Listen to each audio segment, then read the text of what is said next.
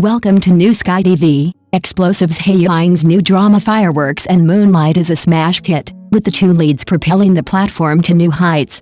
Fireworks and Moonlight tears away the mask of typical sweet romance dramas. Two adults torn apart by reality find their wounds exposed in a contractual relationship, not a domineering CEO saving the day, but someone leaving a light on for you in your darkest moments.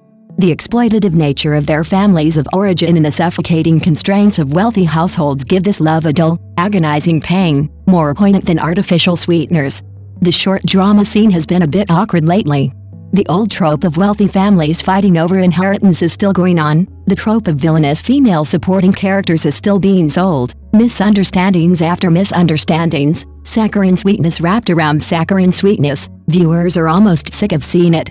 Can you believe it? Just now, Fireworks and Moonlight, scheduled to premiere on June 19th, broke through this fog of formulas.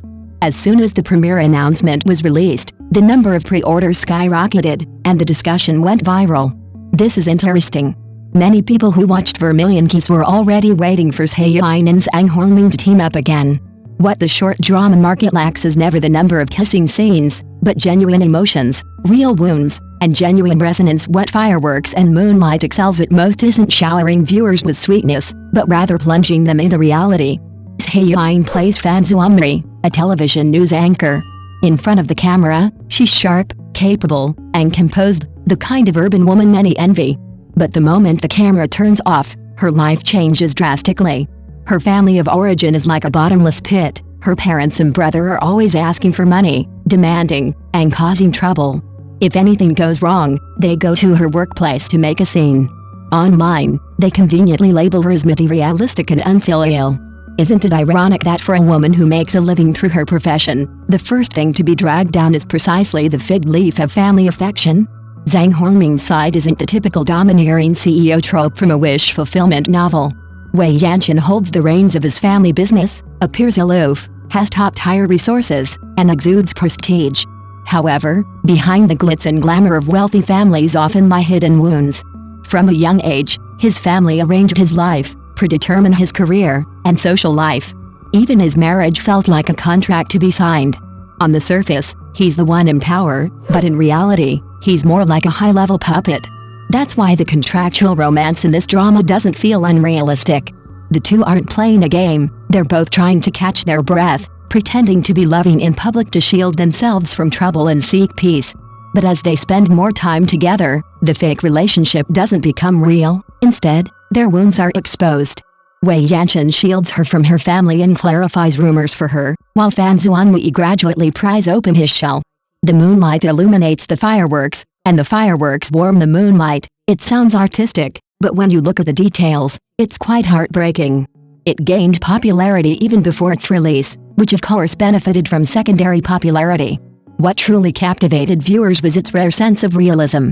There are too many sweet romance dramas on the market, where the female lead is either a naive and innocent girl or an overpowered goddess, and the male lead is either an all-powerful savior or a human ATM. After watching for a while, the filter is shattered. But Fireworks and Moonlight is different. It makes the female lead break down, feel exhausted, and lose her voice in the middle of the night. The male lead is not a god either. He is rich, but he cannot cure his depression. He is powerful, but he cannot break free from the shackles of his family. This imperfection is more like that of adults today. On the surface, they can go to work, socialize, and post decent social media posts, but behind the scenes, they secretly leak their breath under the influence of family emotional blackmail, online malice, and identity constraints. As soon as the trailer was released, many people commented that it felt like they were seeing themselves. This comment is very impactful because viewers are already used to sweet moments. What's even better is that this drama is willing to give more screen time to everyday life, companionship on the way home from get-off work, silent support during low points, a late-night confession, and a few heartfelt words. There are no forced wall slams, no crammed confessions, and no artificially created drama for the sake of trending topics. This kind of restraint is a luxury in today's short dramas.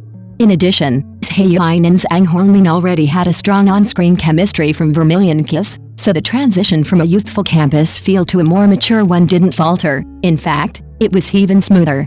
Zhai Yiying can maintain the professionalism of a news anchor while also portraying the vulnerability of a character in private. Zhang Hongming's restraint, forbearance, and gentleness are also a perfect fit for the role. When the two are on screen together, the atmosphere is naturally created without any forced sweetness. This relaxed feel is what viewers appreciate most. What deserves the most praise is that it didn't fall into the trap of cliches.